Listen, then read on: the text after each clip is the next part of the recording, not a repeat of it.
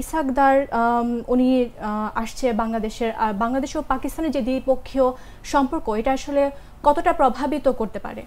দুপুর 2টার পরে উনি পাকিস্তানের একটি বিশেষ বিমানে ঢাকা অবতরণ করেছেন এবং বাংলাদেশের পররাষ্ট্র সচিব উনি তাকে রিসিভ করেছেন।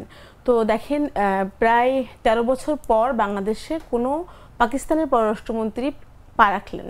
এটা আপনি যদি দেখেন তাহলে গত 1 বছরের সরকার পরিবর্তনের পর, রাজনৈতিক পট পরিবর্তনের পর বাংলাদেশে যতগুলো সফর হয়েছে তার মধ্যে এটা বেশ গুরুত্বের সাথে প্রচারিত হচ্ছে এবং নানা আলোচনা চর্চা এটা নিয়ে হচ্ছে। এর বড় কারণ হচ্ছে পাকিস্তানের সাথে আমাদের গত দীর্ঘ 1.5 দশকে একটা শীতল সম্পর্ক ছিল এবং বলা হয় যে বিশ্লেষকরা বলেন যে বাংলাদেশের পররাষ্ট্রনীতি এক ধরনের ভারতমুখী ছিল এবং সেই কারণেই হোক কিংবা নানা ঐতিহাসিক প্রেক্ষাপটে হোক আমাদের সাথে পাকিস্তানের সম্পর্কটা একেবারে শীতলই ছিল।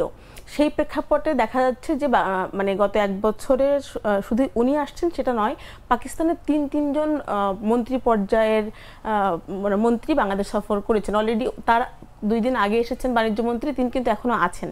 এই 2 মন্ত্রী একসাথে বাংলাদেশ সফর করছেন। তো এটা বিশেষভাবে গুরুত্বপূর্ণ। এটা একটা কারণ যে বাংলাদেশের সাথে শীতল সম্পর্কটা আসলে সেই শীতলতা কাটিয়ে ওঠার চেষ্টা করা হচ্ছে। পাশাপাশি আমরা যখন পররাষ্ট্র মন্ত্রণালয়ের কর্মকর্তাদের সাথে কথা বলেছিলাম, তারা বলছিলেন যে আমরা একটা দেশের সাথে অস্বাভাবিক সম্পর্ক ভালো, একটা দেশের সাথে অস্বাভাবিক রকমের শীতলতা এমন রাখতে চাই না। আমরা চাই দক্ষিণ এশিয়ার সবগুলো দেশের সাথে আমাদের স্বাভাবিক সম্পর্ক থাক। তো বাংলাদেশ যখন স্বাভাবিক সম্পর্ক চাচ্ছে, আমরা আবার একটু জানতে চেষ্টা করেছিলাম যে পাকিস্তানের চাওয়াটা কেমন। তো আমরা দেখলাম যে পাকিস্তান একটু আরেকটু বেশি ঘনিষ্ঠ হতে চায়, একটু কৌশলগত ঘনিষ্ঠ হতে চায় পাকিস্তান। এরও একটা মানে দ্বিপক্ষীয় সম্পর্কটা বড় তো কারণই বটে। আবার পাশাপাশি আমরা আঞ্চলিক ভাবেও যদি ব্যাখ্যা করি, দেখেন এই মুহূর্তে ভারতের সাথে বাংলাদেশ সহ আরও বেশ কয়েকটা দেশের সাথে, প্রতিবেশী দেশের সাথে সম্পর্ক কিন্তু একই রকম শীতলতা দিয়ে যাচ্ছে, একটু বৈরী সম্পর্ক। সেই জায়গাটা পাকিস্তান নিতে যাচ্ছে, সেই সুযোগটা নিতে যাচ্ছে। আবার পাকিস্তান আমাদের বন্ধুরাষ্ট্র চীনের খুব ঘনিষ্ঠ। তো সব মিলিয়ে আমরা মনে করছি পাকিস্তান দ্বিপক্ষীয় এবং আঞ্চলিকভাবে বাংলাদেশের সাথে সম্পর্কটা একটু বেশি ঘনিষ্ঠতা চাচ্ছে। আর একটু যদি বলি, আপনি দেখবেন যে পাকিস্তানের যে পররাষ্ট্র মন্ত্রী আসছেন এখানে রিসিভ করেছেন আমাদের পররাষ্ট্র সচিব। এর আগে কিন্তু আমরা গতকাল পর্যন্ত শুনেছিলাম যে আমাদের পররাষ্ট্র মন্ত্রণালয়ের অতিরিক্ত সচিব তাকে রিসিভ করবেন। তো সেখানে পররাষ্ট্র সচিব দিয়ে রিসিভ করা এটাও একটু মিন করে যে আমরা তাকে গুরুত্ব দিচ্ছি। তাহলে আমরা যেটা শুনতে পাচ্ছি যে ভিসা বিলোপ, বাণিজ্য ও সংস্কৃতি বিনিময় সহ যেই চুক্তিগুলো হওয়ার কথা, এই চুক্তিগুলো যদি বাস্তবায়ন হয় তাহলে আসলে কী ধরনের সুবিধা আসতে পারে? আসলে দেখেন, এই চুক্তিগুলো খুব বড় চুক্তি এটা বলবো না, কিন্তু একেবারে ছোট করে দেখারও সুযোগ নেই। আর এই যে ভিসা বিলোপের যে কথাটা আসছে, এটা কিন্তু সাধারণ মানুষের জন্য নয়, এটা হচ্ছে বাংলাদেশের কূটনৈতিক পাসপোর্টধারী এবং অফিসিয়াল পাসপোর্টধারীদের জন্য। তো হ্যাঁ, এটা একটা শুরু, এটা একটা ছোট্ট পদক্ষেপ। যে কোনো ধরনের ভিসা বিলোপ বা হ্যাঁ, যে কোনো ধরনের ভিসা যখন আপনার লাগছে না, তখন এটা একটা আস্থার সম্পর্ক তৈরির একটা প্রতীক বলা হয়। তো যখন এই ছোট্ট একটা পদক্ষেপের মধ্য দিয়ে আস্তে আস্তে আপনার ডিপ্লোম্যাটিক কর্মকর্তারা যাবেন, অফিসিয়ালরা যখন যাবেন, এরপরে হয় কি আপনার পিপল টু পিপল কানেকশন। আসলে আমাদের পররাষ্ট্রমন্ত্রী কর্মকর্তারাও বলছিলেন যে আমরাও জানতে চেয়েছিলাম যে আসলে পাকিস্তানের উদ্দেশ্যটা কি, পাকিস্তান আসলে কি চাচ্ছে বা আমরা আসলে আমাদের প্রধান লক্ষ্যটা কি। ওরা বলছিলেন যে আমাদের মূল একটা দেশের সাথে একটা দেশের সম্পর্কের মূল হচ্ছে মানুষের সম্পর্কটা বৃদ্ধি করতে চাই। তো আশা করি এর মধ্যে দিয়ে আস্তে আস্তে মানুষের সম্পর্কটাও বৃদ্ধি পাবে। আচ্ছা, প্রতিবেদনটিতে যেমনটি দেখছিলাম যে 3টি অমীমাংসিত বিষয়ে আলোচনায় আসছে। সেটি হচ্ছে যেমন 71-এর গণহত্যা, পাকিস্তানের প্রত্যাবর্তন বা অবিভাজিত সম্পদের যে ন্যায্য হিস্সা।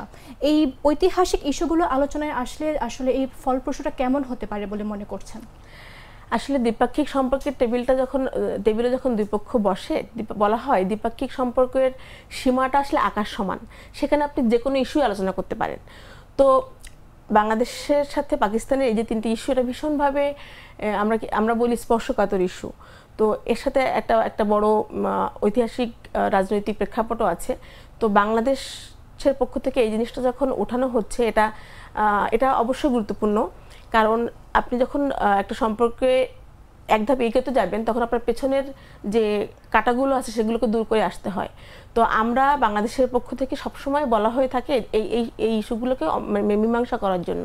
পাকিস্তান আশা করি ইতিবাচক জবাব দিবে। যখন আপনার ইতিবাচক জবাবটা আসবে, সমাধানটা আসবে, তখন কিন্তু দ্বিপক্ষীয় সম্পর্ক আরও এক ধাপ এগিয়ে যেতে পারে। আমি ব্যক্তিগতভাবে যখন রিপোর্ট করছিলাম, আমি সাধারণ মানুষের সাথে কথা বলেছিলাম। তো আমরা যখন কয়েকজন শিক্ষার্থীকে জিজ্ঞাসা করছিলাম যে পাকিস্তানের পররাষ্ট্রমন্ত্রী আসছেন, আপনারা কি চাচ্ছেন, তখন কয়েকজন বলছিল যে আসলে পাকিস্তানের সাথে আমাদের সম্পর্কটা স্বাভাবিক হোক, এটা আমরা চাই, কিন্তু পেছনের সমস্যাগুলো মিটিয়ে আসুক। কারণ আমরা এটাও চাই না যে সম্পর্ক একদিকে ঝুঁকে থাকুক, আবার অকারণে সম্পর্ক ভালো করা হোক। তো এই চাওয়াটা সবারই।